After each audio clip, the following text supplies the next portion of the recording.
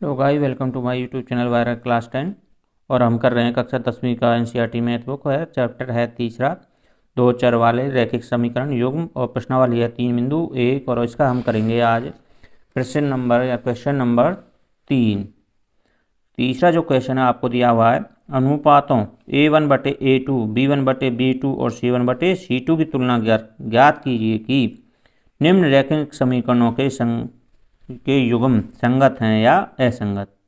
इसका मतलब क्या है, आपको पहले तो अनुपात निकालना है A1/A2 और B1/B2 और C1/C2 का, फिर उनकी तुलना करनी है। और तुलना करने के बाद हमें ये बताना है कि जो रैखिक समीकरण है इनके संगत हल होंगे या असंगत, यानी इनका कोई हल होगा या नहीं होगा। संगत का मतलब हल है, संभव है या नहीं है, और असंगत का मतलब है कि हल संभव है या नहीं है।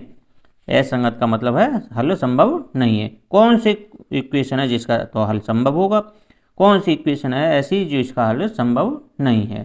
तो आइए बच्चों करते हैं क्वेश्चन नंबर 3 और उसका पहला पार्ट है 3x = 2y बराबर है 5, और दूसरी जो इक्वेशन है वो है 2x - 3y बराबर है 7। तो गाइस करते हैं। एक्सरसाइज है 3.1 और क्वेश्चन नंबर है तीसरा, और है जो इसका पहला पार्ट है वो पार्ट है आपको दिया है 3x = 2y बराबर 5। इसको हम समीकरण नंबर 1 कह सकते हैं।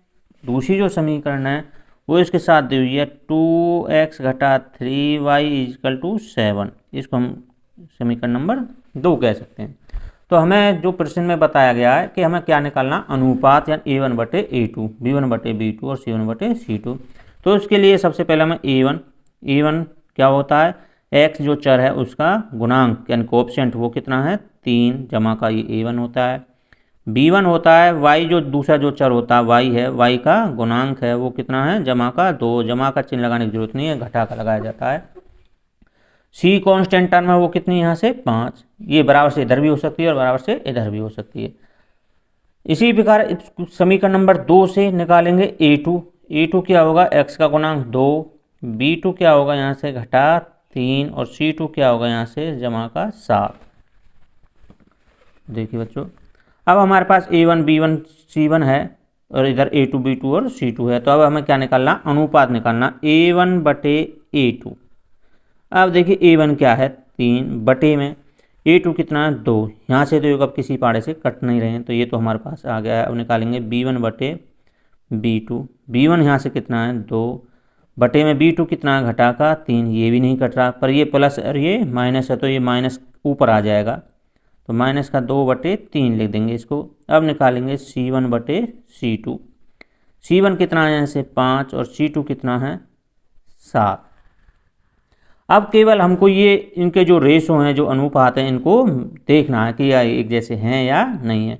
अब देखिए A1/A2 तो है 3/2 और B1/B2 है घटा का 2/3। क्या ये दोनों हिस्से पहले ही इनसे देखेंगे, क्या दोनों हिस्से बराबर हैं? ये दोनों हिस्से बराबर नहीं है, तो ये क्या होगा A1/A2 बराबर नहीं है B1/B2 के। इस कंडीशन में, इस स्थिति में क्या होता है, जब A1/A2 बराबर है B1/B2, तो इस स्थिति में इस समीकरण निकाय का एक अद्वितीय हल होता है। एक हल होता है तो इसका मतलब इसके जो हल हैं युग्म के संगत हैं। वही हमें सवाल में बताना था कि इस रैखिक समीकरणों के युग्म संगत हैं या असंगत। संगत का मतलब इनके कोई हल है या नहीं है। तो यहाँ पर जब A1/A2 बराबर नहीं है B1/B2 को, तो इस स्थिति में समीकरण निकाय का लिखेंगे, इस समीकरण निकाय का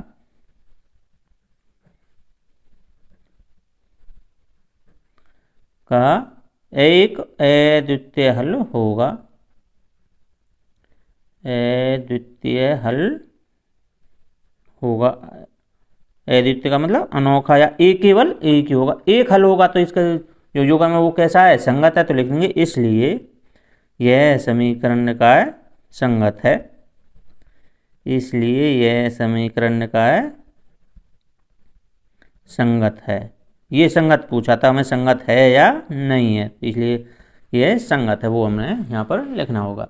तो इस प्रकार हमने क्वेश्चन तीसरे का पहला पार्ट किया है। अब हम करेंगे इसका दूसरा भाग।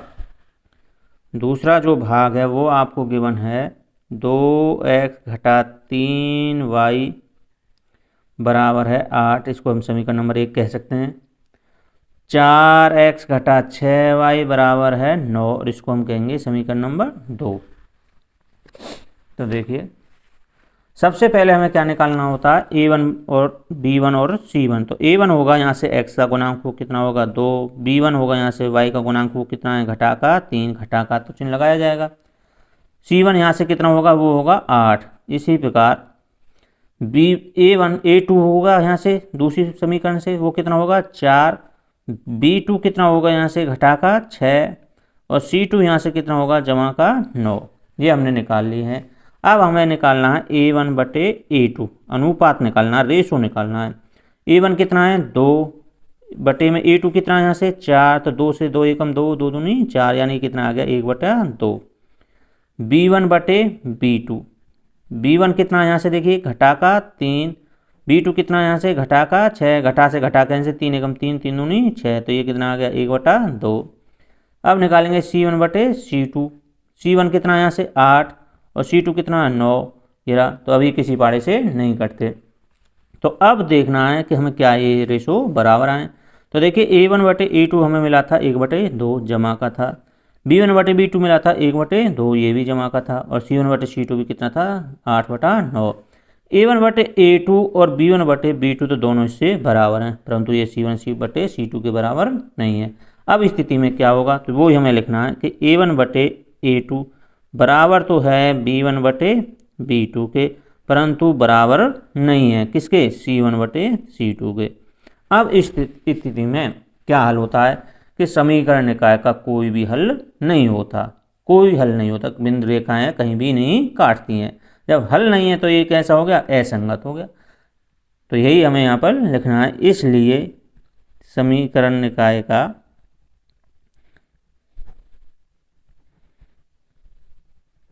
का कोई हल नहीं है, कोई हल, दोनों ही बात बताई जा रही है, कोई हल नहीं है।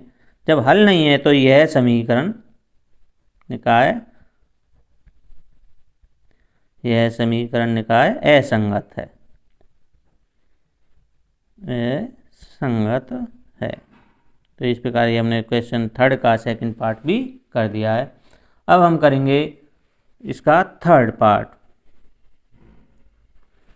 पार्ट जो आपको दिया है वो दिया है कि 3 बटे 2x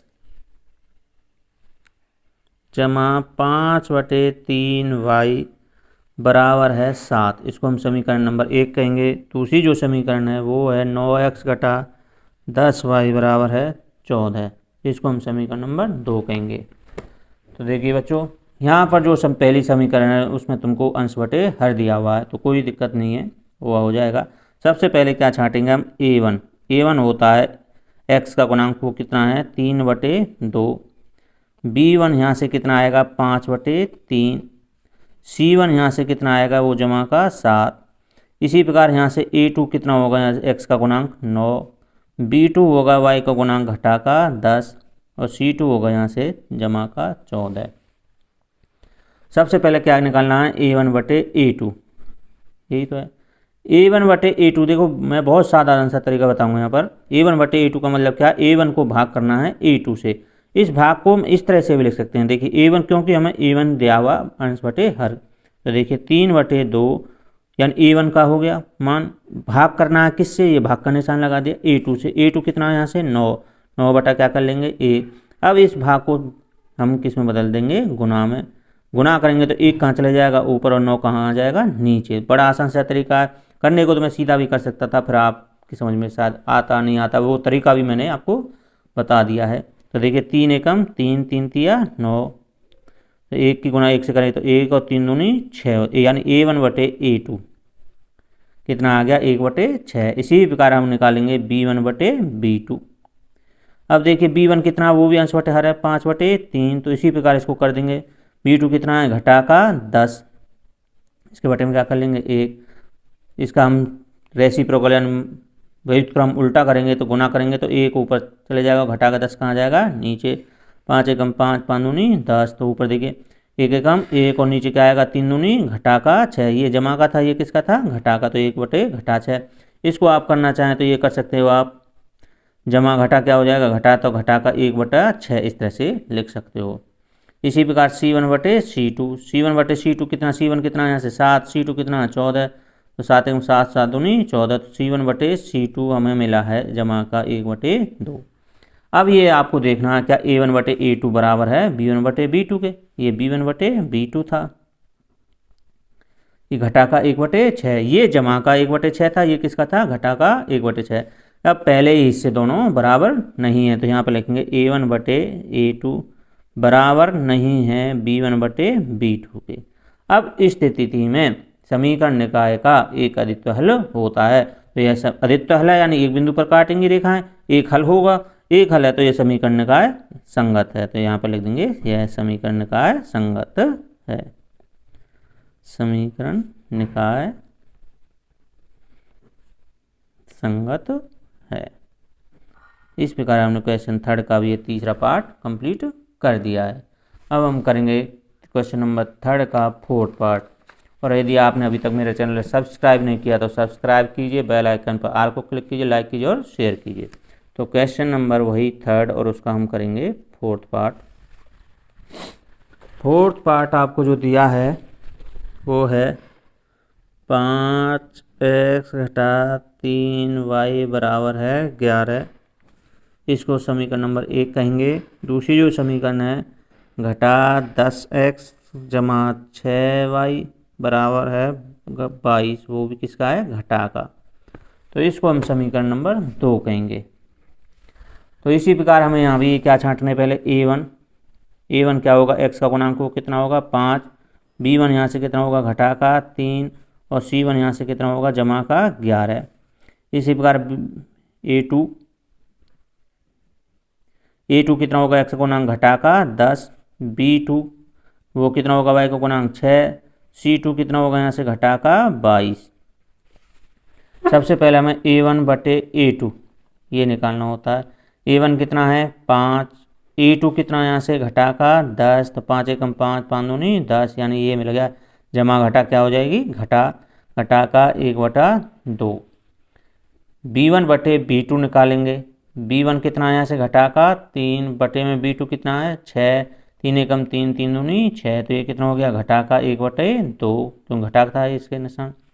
अब निकालेंगे c1 बटे c2, c1 कितना है यहाँ से 11, और c2 कितना है घटा का 22, 11 एकम 11 11 दूनी 22, तो जमा घटा क्या हो जाएगी घटा का 1 बटे 2। अब देखिए a1 बटे a2 आया घटा का 1 बटे 2, b1 बटे b2 आया घटा का 1 बटे 2, और c1 बटे c2 कितना आया घटा का 1 बटे 2। तो यहाँ पर तीनों ही जो अनुपात हैं वो कैसे हैं बराबर हैं। जब तीनों अनुपात बराबर होते हैं तो समीकरण निकाय के अनेक हल अनंत हल होते हैं। जब अनंत हल हैं तो ये समीकरण निकाय कैसी हो गई संगत हो गई, तो इसलिए यह समीकरण निकाय संगत है, इसलिए यह समीकरण निकाय संगत है। तो इस प्रकार हमने क्वेश्चन 3rd का 4th पार्ट भी कर दिया है, और हम करेंगे अब यहाँ से आगे इसका 5th पार्ट। तो 5th पार्ट है 4 बटे 3x जमा 2y बराबर है 8, इसको हम समीकरण नंबर 1 कहेंगे। दूसरी जो समीकरण है 2x जमा 3y बराबर है 12, इसको हम समीकरण नंबर 2 कहेंगे। तो देखिए बच्चों, सबसे पहले हमें क्या छांटना होता है a1 क्या होगा, x का गुणांक होगा 4 बटे 3, b1 यहाँ से कितना होगा y का गुणांक 2, c1 यहाँ से कितना होगा कांस्टेंट टर्म वो 8। इसी प्रकार यहाँ से निकलेंगे a2 क्या होगा x का गुणांक 2, b2 कितना होगा यहाँ से y का गुणांक 3, c2 कितना होगा यहाँ से 12। a1 बटे a2 निकालेंगे, a1 बटे a1 कितना है 4 बटे 3, तो वही निशान लगाएंगे भाग का, भागी तो है a1 बटे a1 को भाग करना है a2 से, a1 का मान ये है भाग करेंगे a2 से, वो कितना है 2 बटे में क्या कर लेंगे 1, तो इसका हम रेसिप्रोकल उल्टा करेंगे, व्युत्क्रम करेंगे, तो यहाँ पर गुणा का निशान आ जाएगा, 1 कहाँ चला जाएगा ऊपर, 2 कहाँ जाएगा नीचे, 2 से 2 बार कट जाएगा, तो 2 एकम 2, और 3 एकम 3, तो यानी A1 बटे A2 वो आ गया 2/3। इसी प्रकार B1 बटे B2 निकालेंगे। B1 है 2, B2 कितना है 3, ये किसी पाड़े से नहीं करते। C1 बटे C2 निकालेंगे। C1 कितना है 8 बटे में 12, तो देखिए 4 दूनी 8 और 4 तिया 12, तो ये कितना आ गया 2/3। अब देखिए A1 का मान कितना आया 2/3, B1 का मान भी कितना है 2/3 और C1 का मान भी कितना है 2/3, यानी तीनों ही जो अनुपात हैं वो कैसे हैं बराबर। तो यहाँ पे लिखेंगे A1 बटे A2 बराबर है B1 बटे B2 के बराबर है C1 बटे C2 के। जब तीनों हिस्से बराबर होते हैं तो क्या होता है, समीकरण निकाय के अनंत हल होते हैं, यानी इनके हल संभव हैं, तो इसलिए यह समीकरण निकाय संगत है। तो समीकरण निकाय संगत है। तो इस प्रकार हमने गाइस क्वेश्चन नंबर 3 है जो कंप्लीट कर दिया है। और यदि अभी तक आपने मेरा चैनल सब्सक्राइब नहीं किया तो सब्सक्राइब कीजिए, बेल आइकन पर ऑल को क्लिक कीजिए, लाइक कीजिए और शेयर कीजिए। और इस एक्सरसाइज के जितने भी हमने क्वेश्चन किए हैं सभी के लिंक मुझे मेरी डिस्क्रिप्शन में मिल जाएंगे, आप वहाँ से भी उन वीडियो को देख सकते हैं और सभी चैप्टरों के लिए आप मेरे वीडियोज़ में जाकर देख सकते हैं। थैंक यू दोस्तों, थैंक यू गाइस।